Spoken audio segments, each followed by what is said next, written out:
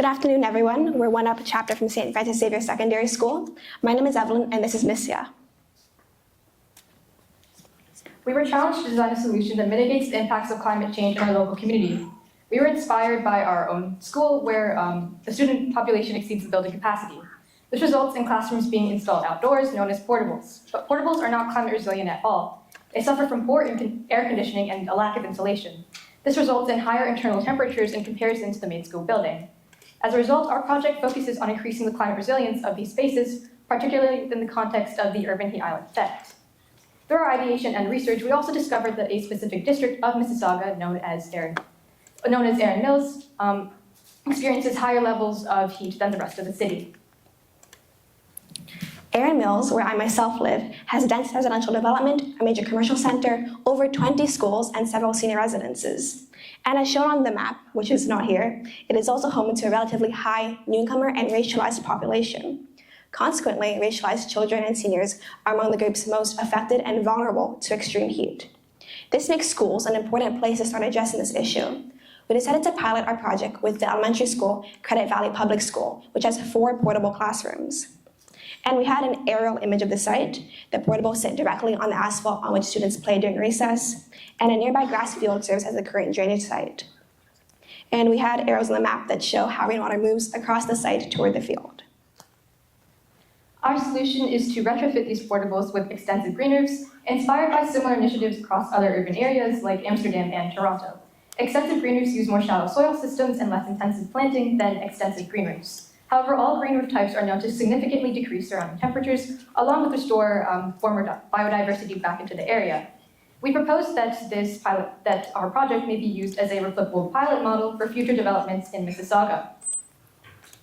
And we had a diagram that showed the different layers of the green roof, from the vegetation on the top to different filtration layers on the bottom. And the vegetation decreases surrounding temperatures through the process of evapotranspiration, where plants absorb and emit water to capture heat from the air. And we had some sample types of vegetation on the slide that are all have low maintenance and are limited attractions of pollinators to reduce allergy and insect risks for children. In order to actively reuse the recaptured rainwater, rather than simply redirecting all runoff to our drainage site, which is the field nearby the school, we are going to be installing rainwater filtration devices at each portable, so that students may potentially access this water as drinking water, rather than going into the main building to have to access fountain water. This is particularly important because recent studies in our school board have shown increased levels of lead in the water in our drinking fountains. However, the main drainage site of the field will still continue to be used during events of heavy rain. The materials and equipment cost per portable is $11,000, costing a total of $44,000 for all 4 portables. The rest of the cost for the project are not applied per portable, but it costs a total of $64,000 in total. The rest of the $100,000 budget will be used to begin risk and feasibility assessments on our next site, John Fraser Secondary School, as this project is only the beginning of a neighborhood and later citywide initiative. Our desired community outcome includes the creation of hands-on volunteer opportunities for students, along with increased air quality, local biodiversity, and climate resilience. Additionally, we are going to be holding regular meetings with the school's parent-teacher council to make sure that all community members are kept informed throughout this process. Now on to some challenges that we have faced. This includes potentially long construction times, which can be mitigated by giving the project a high priority designation, along with construction definitely beginning and ending during the student summer break.